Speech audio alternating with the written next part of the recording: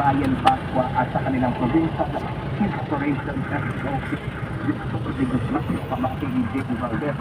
Good morning po ulit po kayo. Nakakila rin kay Ryan D. Augusto Ferrer. Kay Sir, ay kay Ryan, bibili ko siya ang sapato. Good morning po sa community. Kaya, salamat na para na sa community.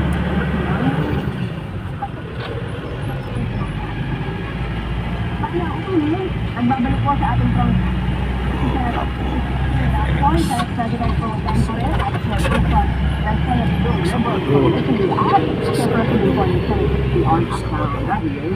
dahil mag-hearing na muli ang Blue Ribbon Committee on flood anomaly flood control project so January 19 araw po na good morning po, thank you, welcome back po, Senator. Good morning, Kristen, and good morning, Victoria. Salamat po, sir. Sir, sa Monday, hearing na po, pero si Bonoan mukhang hindi makakapunta dahil extended daw po ang stay sa Amerika at baka sa February pa makabalik. May kapagto po ba ito sa inyong gustong investigahan in Monday?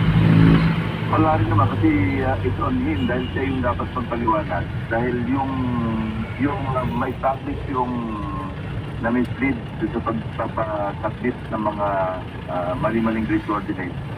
Ano yun, halos public na yun eh. Kasi mayroon ding resource person from DPWH na mag-certify doon sa Monday. So, nasa sa kanya yung ipaliwanag niya kung bakit gano'n na nangyari. So, hindi naman talagang gano'n ka-urgent na naandyan siya ng Monday. At kung talagang emergency at may surgery yung kanyang misis, eh, pwede naman i-consider talaga yun for humanitarian ground. So, pero i-compare niyo sa, wala pa kayong date doon ng next hearing mo sir na after ng Monday.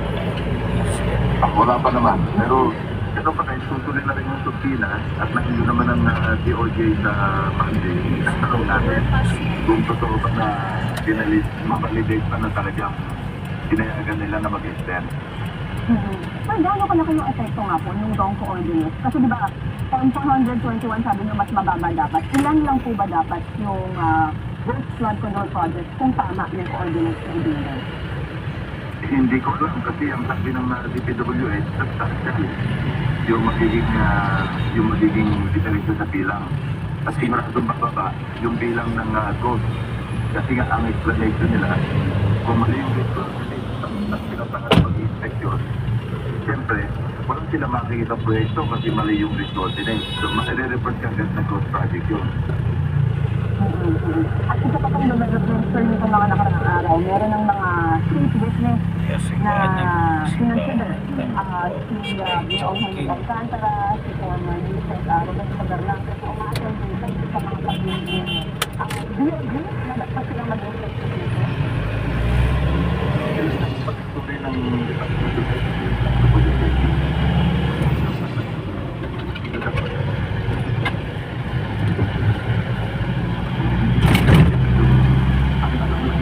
sinestify nila sa Blue Ribbon Committee.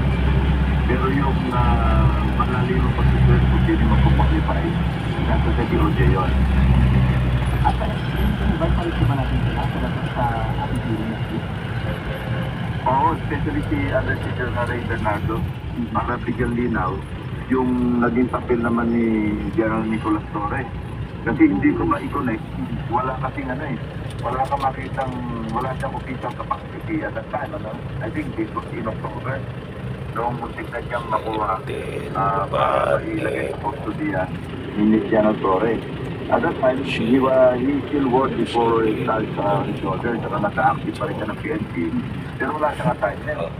Unless meron siyang binigyan siya ng special assignment ng acting PNP o kaya ng NAPOLCOM, pwedeng maging officially ka nga yung kanyang ginawa. Pero kung hindi, dapat maliwanagan natin in what capacity and under whose authority. Yan ginawa yung kami naman yan. Nakakita ko na inaamigyan na nagpagpunta sa nagsasaso. Ang patumas doon. Sa sektorya na napagkakasin mo na yung international na nagpunta. So sa sektorya na yung kaya na doon.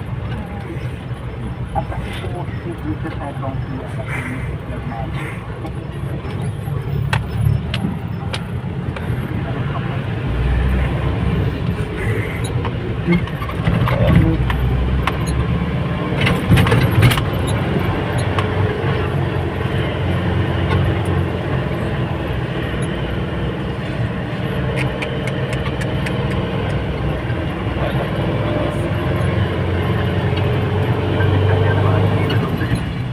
Kasi parang pinapalagay po sa mga condition, sa halos na baliktad. Ako nag-iisip sa condition niya. Kaya po si Pa. Yung WPP, Babaan lang yun. na DOJ.